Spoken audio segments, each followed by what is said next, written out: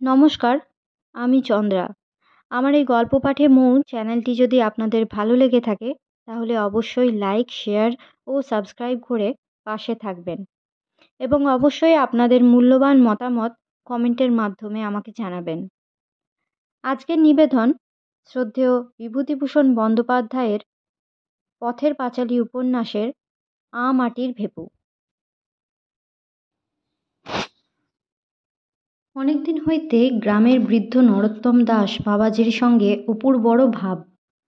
গাঙ্গুলি-পাড়ার গৌরবর্ণ দিব্যকান্তি সদানন্দ বৃদ্ধ সামান্য খড়ের ঘরে বাস করেন। বিশেষ গোলমাল ভালোবাসেন না, প্রায় নির্জনে থাকেন। সন্ধ্যার পর মাঝে মাঝে গাঙ্গুলিদের চণ্ডী মণ্ডপে গিয়া বসেন।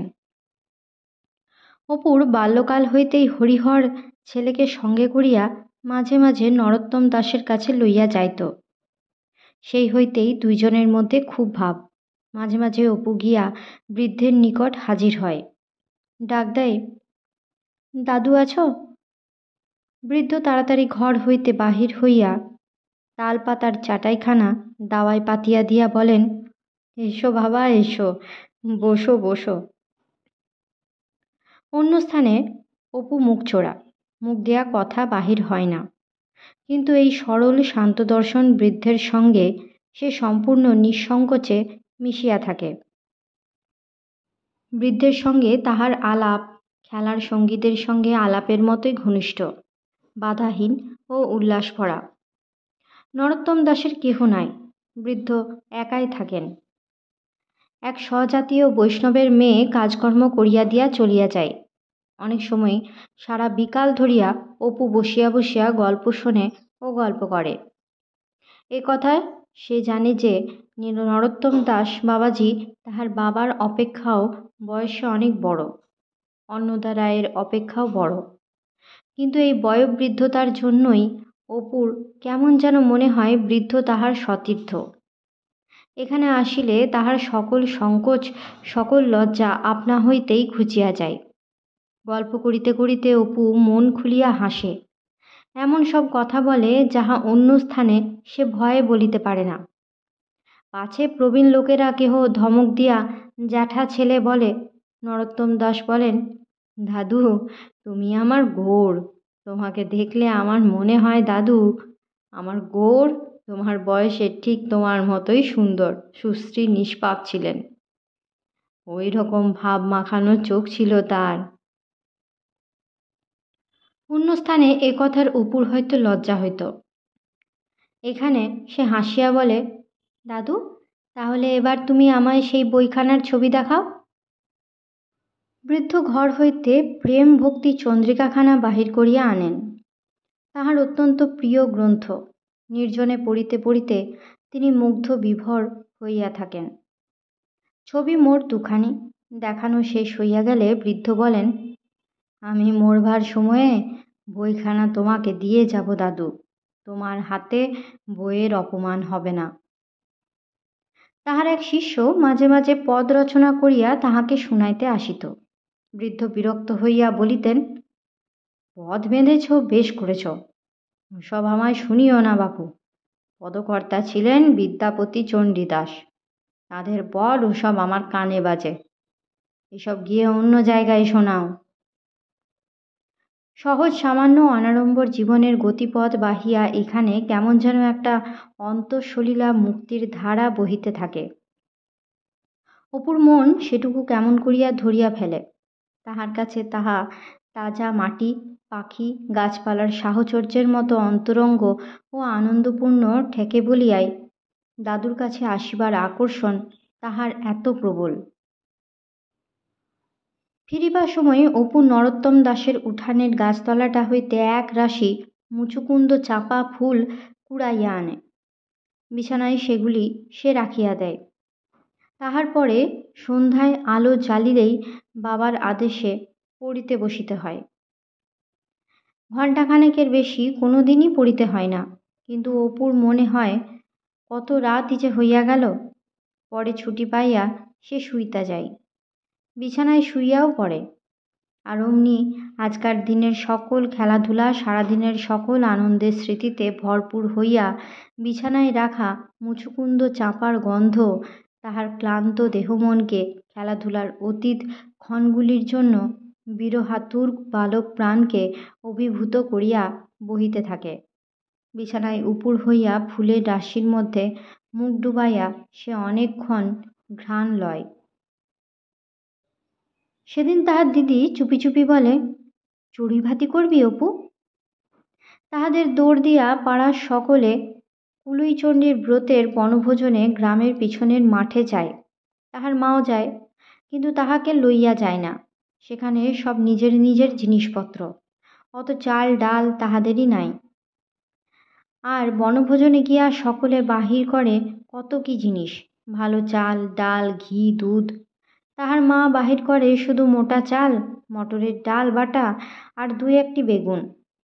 পাশে বসিয়া ভুবন মুখুজ্জের সেজ ঠাকরুনের ছেলেমেয়েরা নতুন আখের গুড়ের পাটালি দিয়া দুধ ও কলা মাখিয়া ভাত খায়। নিজের ছেলে মেয়েদের জন্য তাহার মায়ের মন কেমন করে। তাহার অপুও ওইরকম দুধ কলা দিয়া পাটালি মাখিয়া ভাত খাইতে ভালোবাসে।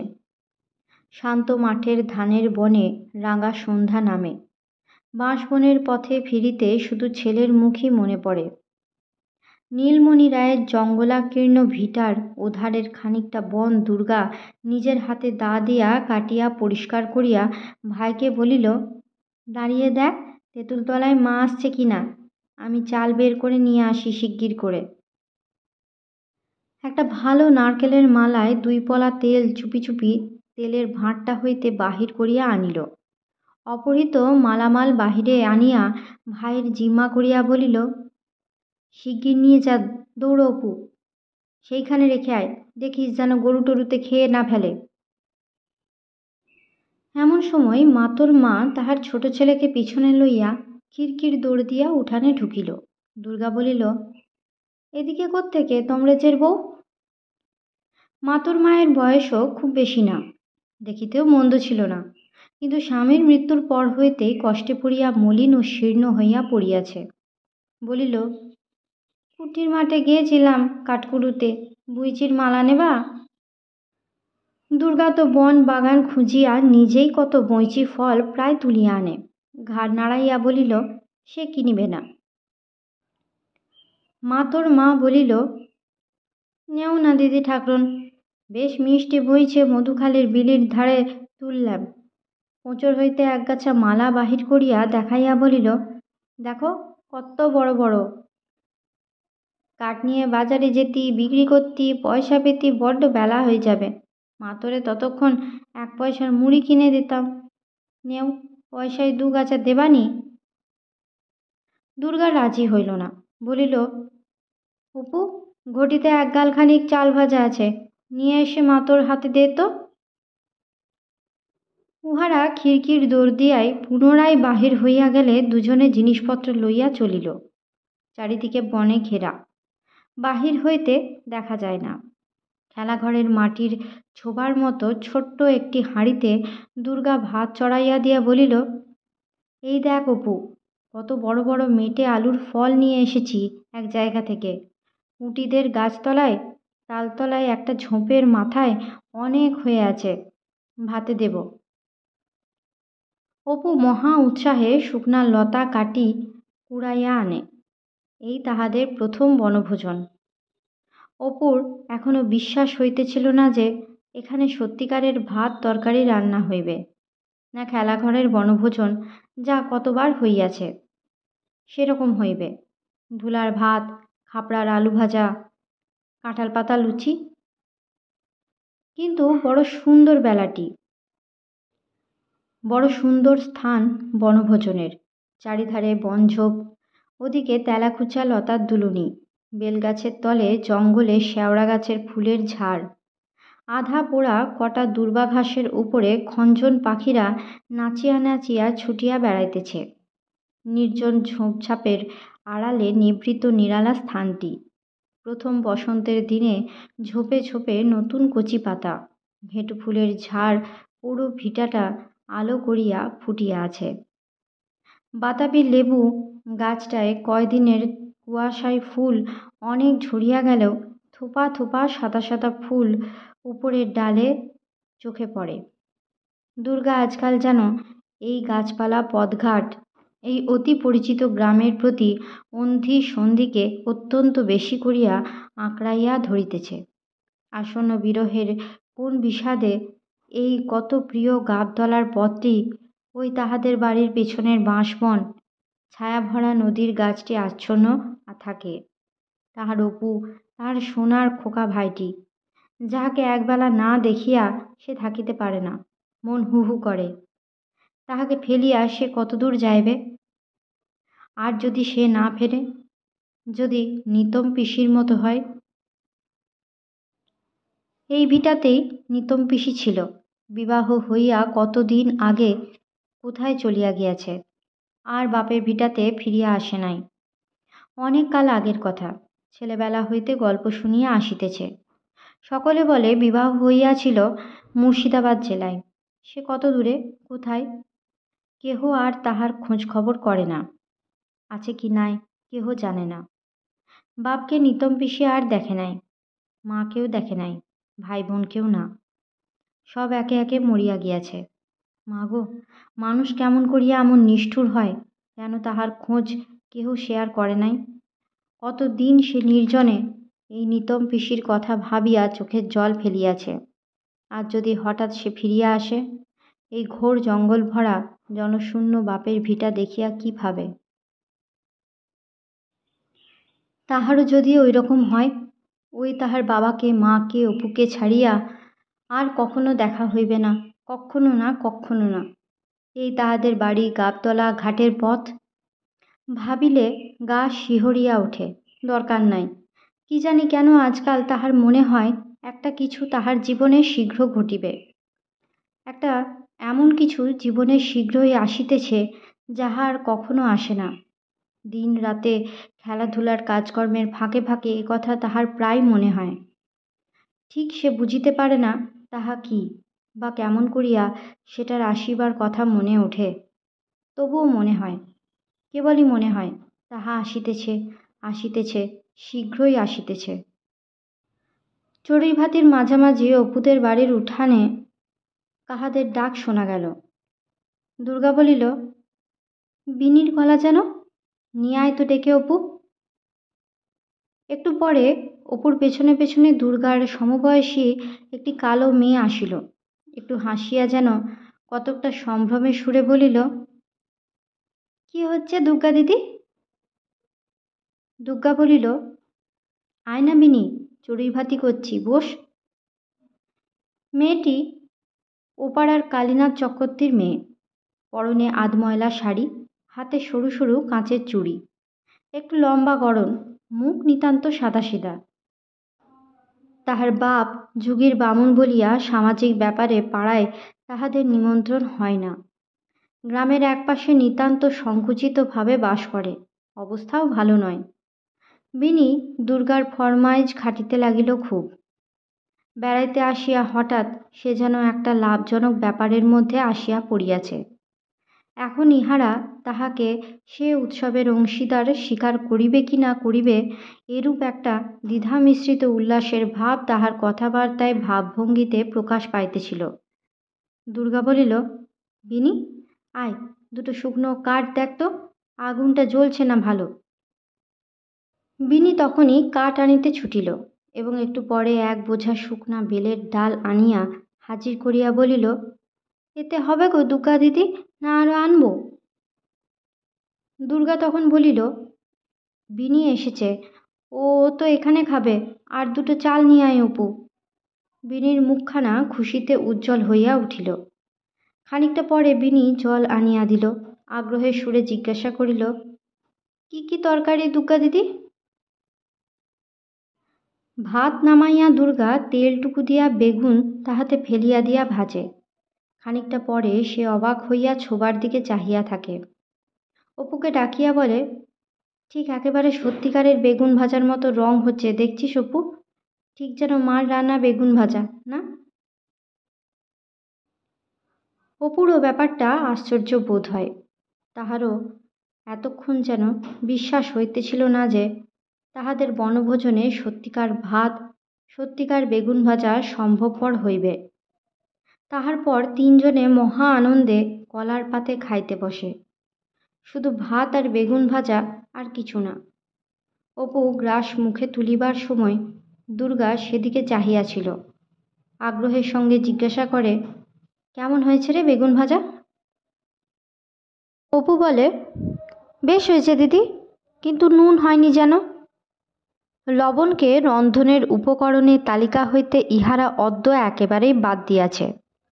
লবণের বালায় রাখে নাই, কিন্তু মহা খুশিতে তিনজনে কোষো মেটে আলুর ফল ভাতে ও পানসে আধপোড়া বেগুন ভাজা দিয়ে চড়ুই ভাতির ভাত খাইতে বসিল।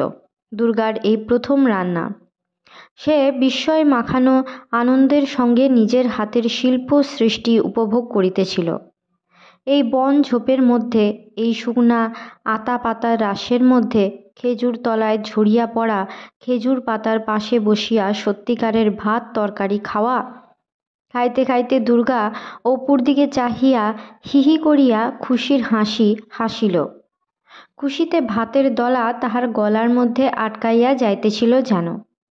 বিনি খাইতে খাইতে ভয়ে ভয়ে বলিল, একটু তেল আছে দুর্গা দিদি? মেটে আলুর ফল ভাতে মেখে নিতাম। দুর্গা বলিল, অপু, ছুটে নিয়ে আয় একটু তেল। যে জীবন কত শত পুলকের ভাণ্ডার, কত আনন্দ মুহূর্তের আলো জ্যোৎস্নার অবদানে মণ্ডিত, ইহাদের সে মাধুরীময় জীবনযাত্রার সবে তো আরম্ভ। অনন্ত যে জীবন পথ, দূর হইতে বহু দূরে দৃষ্টির কোন ওপারে বিসর্পিত, সে পথের ইহারা নিতান্ত ক্ষুদ্র পথিক দল। পথের বাঁকে ফুলে ফলে দুঃখে সুখে ইহাদের অভ্যর্থনা একেবারেই নতুন। আনন্দ, আনন্দ, প্রসারের আনন্দ। জীবনের মাঝে মাঝে যে আড়াল আছে, বিশাল তুষার মৌলিক গিরিসংকটের ওদিকে যে পথটা দেখিতেছে না, তাহার আনন্দ। আজকের আনন্দ সামান্য সামান্য ছোটোখাটো তুচ্ছ জিনিসের আনন্দ। অপু বলিল, মাকে কি বলবি দিদি? আবার ওবেলা ভাত খাবি? দূর, মাকে কখনো বলি? সন্ধ্যের পর দেখিস খিদে পাবে এখন। যুগের বামুন বলিয়া পাড়ার জল খাইতে চাহিলে লোকে ঘটিতে করিয়া জল খাইতে দেয়, তাহাও আবার মাজিয়া দিতে হয়। বিনি দু একবার ইতস্তত করিয়া অপুর গ্লাসটা দেখাইয়া বলিল, আমার গালে একটু জল ঢেলে দেও তো অপু, জল তেষ্টা পেয়েছে। অপু বলিল, নাও না বিনিদি, তুমি নিয়ে চুমুক দিয়ে খাও না। তবু যেন বিনির সাহস হয় না। দুর্গা বলিল, নে না বিনি, গেলেসটা নিয়ে খা না। খাওয়া দাওয়া হইয়া গেলে দুর্গা বলিল, হাঁড়িটা ফেলা হবে না কিন্তু, আবার আর একদিন বনভোজন করব, কেমন তো? ওই কুল গাছটার উপরে টাঙিয়ে রেখে দেব। অপু বলিল, হ্যাঁ, ওখানে থাকবে কি না? তোর মা কাঠ কুড়োতে আসে, দেখতে পেলে নিয়ে যাবে দিদি, ভারী চোর। একটা ভাঙা পাঁচিলের ঘুলঘুলির মধ্যে ছোবাটা দুর্গা রাখিয়া দিল। অপুর বুক ঢিপ ঢিপ করিতেছিল। ওই ঘুলঘুলিটার ওপিঠে আর একটা ছোট ঘুলঘুলি আছে, তাহার মধ্যে অপু লুকাইয়া চুরুটের বাক্স রাখিয়া দিয়াছে। দিদি সেদিকে যদি যাইয়া পড়ে। ন্যাড়াদের বাড়িতে কিছুদিন আগে ন্যাড়ার ভগ্নিপতি ও তাহার এক বন্ধু আসিয়াছিল। কলিকাতার কাছে কোথায় বাড়ি। খুব বাবু, খুব চুরুট খায়। এই একবার খাইল, আবার এই খাইতেছে। অপুর মনে মনে অত্যন্ত ইচ্ছা হইয়াছিল সেও একবার চুরুট খাইয়া দেখিবে, কেমন লাগে। সে ন্যাড়ার সঙ্গে পরামর্শ করিয়া গ্রামের হরিশ যুগীর দোকান হইতে 3 পয়সায় রাঙা কাগজ মোড়া 10টি চুরুট কিনিয়া আনে। সেদিন এই ঘন জঙ্গলের মধ্যে একা বসিয়া চুপি চুপি একটা সিগারেট ধরাইয়া খাইয়াছিল। ভালো লাগে নাই, তেতে তেতো, কেমন একটা ঝাঁঝ। দুটার খাইয়া সে আর খাইতে পারে নাই। কিন্তু তাহার ভাগের বাকি 4টি চুরুট সে ফেলিয়াও দিতে পারে নাই। ন্যাড়ার ভগ্নিপতির নিকট সংগৃহীত একটা খালি চুরুটের বাক্সে সে কয়টি সে ওই বড় ভিটের জঙ্গলে ভাঙা পাঁচিলের ঘুলঘুলিতে লুকাইয়া রাখিয়া দিয়েছে। প্রথম চুরুট খাইবার দিন চুরুট টানা শেষ হইয়া গেলে ভয়ে তাহার বুকের মধ্যে কেমন করিয়া উঠিতেছিল। পাছে মুখের গন্ধে মা টের পায়। পাকা কুল অনেক করিয়া খাইয়া নিজের মুখের হাই হাত পাতিয়া ধরিয়া অনেকবার পরীক্ষা করিয়া তবে সে সেদিন পুনর্বার মনুষ্য সমাজে প্রবেশ করিয়াছিল। যাই বুঝি আজ বামাল শুদ্ধ ধরা পড়িয়া। কিন্তু দিদির পাঁচিলের ও পিঠে যাইবার দরকার হয় না, এ পিঠেই কাজ সারা হইয়া যায়। কথাটা সর্বজয়া ঘাটে গিয়া পাড়ার মেয়েদের মুখে শুনিল। আজ কয়েকদিন হইতে নীরেনের সঙ্গে অন্নদা রায়ের বিশেষ করিয়া তাহার ছেলে গোকুলের মনান্তর চলিতেছিল। কাল দুপুরবেলা নাকি খুব ঝগড়া ও চেঁচামেচি বাঁধে। ফলে কাল রাত্রেই নীরেন জিনিসপত্র লইয়া এখান হইতে চলিয়া গিয়াছে। অন্নদা রায়ের প্রতিবেশী যজ্ঞেশ্বর দিঘরির স্ত্রী হরিমতি বলিয়াছিল, সত্যি মিথ্যে জানি নে, কদিন থেকে তো নানা রকম কথা শুনতে পাচ্ছি। আমি বাপু বিশ্বাস করি নে, বউটা তেমন তো নয়। আবার নাকি শুনলাম নীরেন লুকিয়ে টাকা দিয়েছে। বউ নাকি টাকা কোথায় পাঠিয়েছিল। নীরেনের হাতে লেখা রসিদ ফিরে এসে গোকুলের হাতে পড়েছে। এইসব যাক বাপু, সেসব পরের কুচ্ছ শুনে কি হবে। নীরেন শুনলাম বলছে, আপনারা সকলে মিলে একজনের উপরে অত্যাচার করতে পারেন, তাতে দোষ হয় না। আপনারা যা ভাবেন ভাবুন, বউ ঠাকুরুন একবার হুকুম করুন, আমি ওকে এই দণ্ডে আমার হারানো মায়ের মতো মাথায় করে নিয়ে যাব। তারপর আপনারা যা করবার করবেন। তারপর খুব হইচই খানিকক্ষণ হলো। সন্ধ্যের আগেই সে গয়লাপাড়া থেকে একখানা গাড়ি ডেকে আনলে, জিনিসপত্র নিয়ে চলে গেল। সর্বজয়া কথাটা শুনিয়া বড় দমিয়া গেল। ইতিমধ্যে স্বামীকে দিয়া অন্নদা রায়কে নীরেনের পিতার নিকট এ বিবাহ সম্বন্ধে পত্র লিখিতে অনুরোধ করিয়াছে। নীরেনকে আরও ২-১ বার বাড়িতে নিমন্ত্রণও করিয়াছিল। ছেলেটিকে তাহার অত্যন্ত পছন্দ হইয়াছে। হরিহর তাহাকে অনেকবার বুঝাইয়াছে নীরেনের পিতা বড়লোক, তাহাদের ঘরে তিনি কি আর পুত্রের বিবাহ দেবেন? সর্বজয়া কিন্তু আশা ছাড়ে নাই। তাহার মনের মধ্যে কোথায় যেন সাহস পাইয়াছে। এই বিবাহের যোগাযোগ যেন দুরাশা নয়, ইহা ঘটিবে। হরিহর মনে মনে বিশ্বাস না করিলেও স্ত্রীর অনুরোধে অন্নদা রায়কে কয়েকবার তাগিদ দিয়াছিল বটে, কিন্তু এখন যে বড় বিপদ ঘটিল। ইতিমধ্যে একদিন পথে দুর্গার সঙ্গে গোকুলের বউয়ের দেখা হইল। সে চুপি চুপি দুর্গাকে অনেক কথা বলিল। নীরেন কেন চলিয়া গেল তাহারই ইতিহাস বলিতে বলিতে তাহার চোখ ছাপাইয়া ঝরঝর করিয়া জল পড়িতে লাগিল। এই রকম লাথিচাটা খেয়েই দিন যাবে। কেউ নেই দুর্গা, তাই কি ভাইটা মানুষ? কোথায় যে দুদিন জুড়ব সে জায়গা নেই। সহানুভূতিতে দুর্গার বুক ভরিয়া উঠিল। সঙ্গে সঙ্গে খুড়িমার কলঙ্কের বিরুদ্ধে তীব্র প্রতিবাদ ও তাহার দুঃখে সান্ত্বনা সূচক নানা কথা অস্পষ্টভাবে তাহার মনের মধ্যে জোট পাকাইয়া উঠিল। সব কথা গুছাইয়া বলিতে না পারিয়া শুধু বলিল, ওই সখী ঠাকুরমা যা লোক বলুক গে না, সে করবে কি? কেন না খুড়িমা লক্ষ্মীটি, আমি রোজ যাব তোমার কাছে। সর্বজয়া শুনিয়া আগ্রহের সুরে জিজ্ঞাসা করিল, বৌমা কি বললে টললে দুর্গা? তা নীরেনের কথা কিছু হলো নাকি? দুর্গা লজ্জিত সুরে বলিল, তুমি কাল জিজ্ঞেস করো না ঘাটে, আমি জানি নে। অপু একবার জিজ্ঞাসা করিল, খুড়িমার কাছে কি শুনলি? মাস্টারমশাই আর আসবেন না? দুর্গা ধমক দিয়া কহিল, তা আমি কি জানি, যা। পড়ন্ত রোদে ছায়া ভরা পথটি কেমন যেন মন কেমন করা করা। সে তাহার ভাইয়ের জন্য। এরকম তাহার হয়, কতবার হইয়াছে। বেশিক্ষণ ধরিয়া যদি সে বাড়ি না থাকে, কি ভাইকে না দেখে, ভাইয়ের রাশি রাশি কাল্পনিক দুঃখের কথা মনে হইয়া মনের মধ্যে কেমন করে।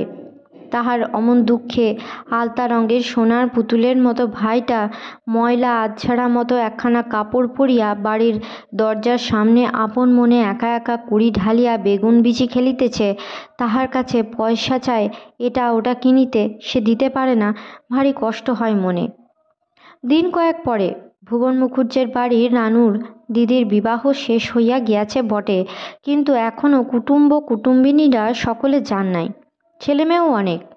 একটি ছোট্ট মেয়ের সঙ্গে দুর্গার বেশ আলাপ হইয়াছে। তাহার নাম টুনি। তাহার বাপও আসিয়াছিলেন। আজ দুপুরের পর স্ত্রী ও কন্যাকে কিছুদিনের জন্য এখানে রাখিয়া কর্মস্থানে গিয়াছেন। ঘণ্টাখানেক পরে সেজ ঠাকরুন এ ঘরে কি কাজ করিতেছিলেন। টুনির মায়ের গলা তাহার কানে গেল। সেজ ঠাকরুন দালানে আসিয়া বলিলেন, কী রে হাসি, কি? টুনির মা উত্তেজিতভাবে ও ব্যস্তভাবে বিছানাপত্র বালিশের তলা হাতড়াইতেছে, উঁকি মারিতেছে, তোষক উল্টাইয়া ফেলিয়াছে। বলিল, এই একটু আগে আমার সে সোনার সিঁদুরের কৌটোটা এই বিছানার পাশে এইখানটে রেখেছি। খোকা দোলায় চেঁচিয়ে উঠল, উনি বাড়ি থেকে এলেন, আর তুলতে মনে নেই। কোথায় গেল আর তো পাচ্ছি নে। সেজ ঠাকরুন বলিলেন, ও মা, সে কি, হাতে করে নিয়ে যাসনি তো? না দিদি, এইখানেই রেখে গেলুম, বেশ মনে আছে, ঠিক এইখানে। সকলে মিলিয়া খানিকক্ষণ চারিদিকে খোঁজাখুঁজি করা হইল, কৌটার সন্ধান নাই। সেজ ঠাকরুন জিজ্ঞাসা করিয়া জানিলেন, দালানের প্রথমটা এ বাড়ির ছেলে মেয়ে ছিল। তারপর খাওয়ার ডাক পড়িলে ছেলে মেয়েরা সব খাবার খাইতে যায়, তখন বাহিরের লোকের মধ্যে ছিল দুর্গা।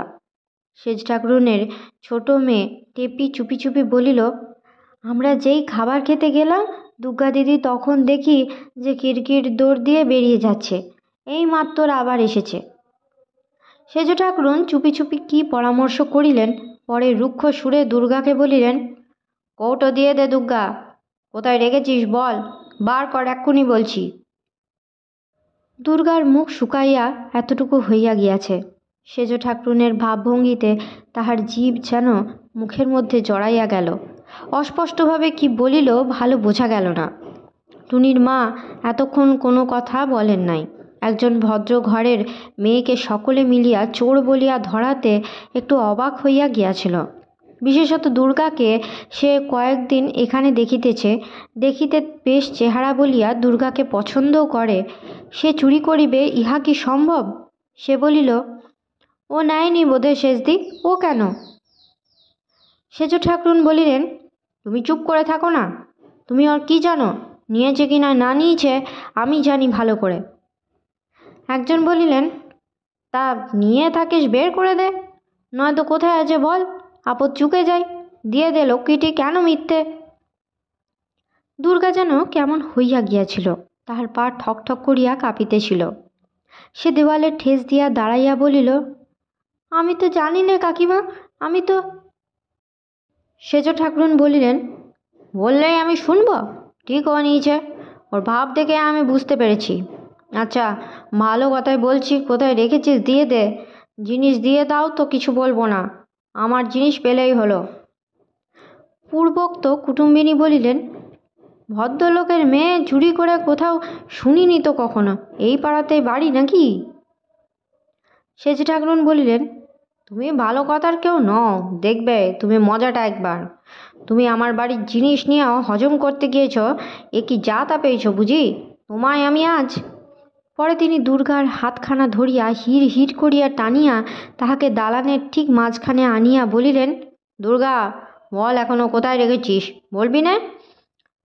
না তুমি জানো না, তুমি খুকি, তুমি কিচ্ছু জানো না, শিগগির বলো, নইলে দাঁতের পাটি একেবারে সব ভেঙে গুঁড়ো করে ফেলবো এক্ষুনি, বলো শিগগিরই, বলো এক্ষুনি বলছি। টুনির মা হাত ধরিতে আগাইয়া আসিতেছিল। একজন কুটুম্বিনী বলিলেন, রোসো না, দেখছো না, ওই ঠিক নিয়েছে, চোরের মারই ওষুধ, দিয়ে দাও এখনই, মিটে গেল, কেন মিথ্যে? দুর্গার মাথার মধ্যে কেমন করিতেছিল। সে অসহায়ভাবে চারিদিকে চাহিয়া অতি কষ্টে শুকনো জিভে জড়াইয়া উচ্চারণ করিল, আমি তো জানি নে কাকিমা, ওরা সব চলে গেল, আমিও তো। কথা বলিবার সময় সে ভয়ে আড়ষ্ট হইয়া সেজ ঠাকরুনের দিকে চোখ রাখিয়া দেওয়ালের দিকে ঘেঁষিয়া যাইতে লাগিল। পরে সকলে মিলিয়া আরও খানিকক্ষণ তাহাকে বুঝাইল। তাহার সেই এক কথা, সে জানে না। কে একজন বলিল, পাকা চোর। টেপি বলিল, বাগানের আমগুলো তলায় পড়বার জো নেই কাকিমা। শেষোক্ত কথাতে বোধহয় সেজ ঠাকরুনের কোনো ব্যথায় ঘা লাগিল। তিনি হঠাৎ বাজ খাই রকমের আওয়াজ ছাড়িয়া বলিয়া উঠিলেন, তবে রে পাজি নচ্ছাড় চোরের ঝাড়, তুমি জিনিস দেবে না? দেখি তুমি দেও কি না দেও। কথা শেষ না করিয়াই তিনি দুর্গার উপরে ঝাঁপাইয়া পড়িয়া তাহার মাথাটা লইয়া সজোরে দেওয়ালে ঠুকিতে লাগিলেন। বল কোথায় রেখেছিস, বল এখনই, বল শিগগিরি বল। টুনির মা তাড়াতাড়ি ছুটিয়া আসিয়া সেজ ঠাকরুনের হাত ধরিয়া বলিলেন, করেন কি শেষদি? থাকগে আমার কৌটো, ওরকম করে মারেন? ছেড়ে দিন, থাক হয়েছে, ছাড়ুন ছি। টুনি মার দেখিয়া কাঁদিয়া উঠিল। পূর্বোক্ত কুটুম্বিনী বলিলেন, রক্ত পড়ছে যে। দুর্গার নাক দিয়া ঝরঝর করিয়া রক্ত পড়িতেছে তাহা কেহ লক্ষ্য করে নাই। বুকের কাপড়ের খানিকটা রক্তরাঙা হইয়া উঠিয়াছে। টুনির মা বলিলেন, শিগগিরই একটু জল নিয়ে আয় টেপি, রোয়াকের বালতিতে আছে দেখ। চেঁচামেচি ও হইচই শুনিয়া পাশের বাড়ির কামারদের ঝি বউরা ব্যাপার কি দেখিতে আসিল। রানুর মা এতক্ষণ ছিলেন না।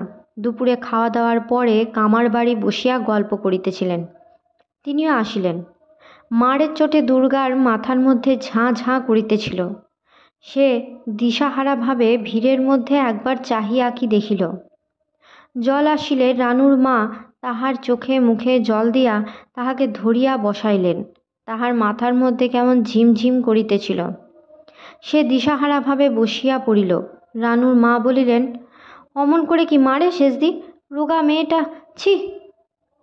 তোমরা ওকে চেনোনি এখনো, চোরের মার ছাড়া ওষুধ নেই এই বলে দিলুম। মারের এখনো হয়েছে কি, না পাওয়া গেলে ছাড়বো নাকি? হরিরায় আমার যেন শুলে ফাঁস দেয় এরপরে। রানুর মা বলিলেন, হয়েছে, এখন একটু সামলাতে দেও শেষদি, যে কাণ্ড করেছ। টুনির মা বলিল, ও মা, এত হবে জানলে কে কৌটোর কথা বলতো, চাই না আমার কৌটো, ওকে ছেড়ে দেওয়া শেষদি।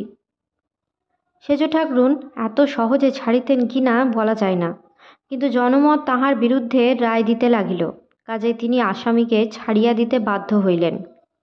রানুর মা তাহাকে ধরিয়া ওদিকের দরজা খুলিয়া খিড়কির উঠানে বাহির করিয়া দিলেন।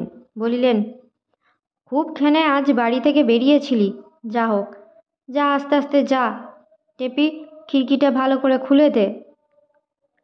দুর্গা দিশাহারাভাবে খিড়কি দিয়া বাহির হইয়া গেল। মেয়ে ছেলে ও যাহারা উপস্থিত ছিল সকলে চাহিয়া দেখিতে লাগিল। একজন বলিল, তবুও তো স্বীকার করলে না, কীরকম দেখেছ একবার? চোখ দিয়ে কিন্তু এক ফোঁটা জলও পড়ল না। রানুর মা বলিলেন, জল পড়বে কি, ভয়ে শুকিয়ে গিয়েছে, চোখে কি আর জল আছে? ওই রকম করে মারে শেষদি। আজকের মতো গল্প পাঠ এই পর্যন্ত। পরবর্তী অংশ নিয়ে আসবো পরবর্তী ভিডিওতে। সকলে ভালো থাকবেন, সুস্থ থাকবেন এবং পাশে থাকবেন। নমস্কার।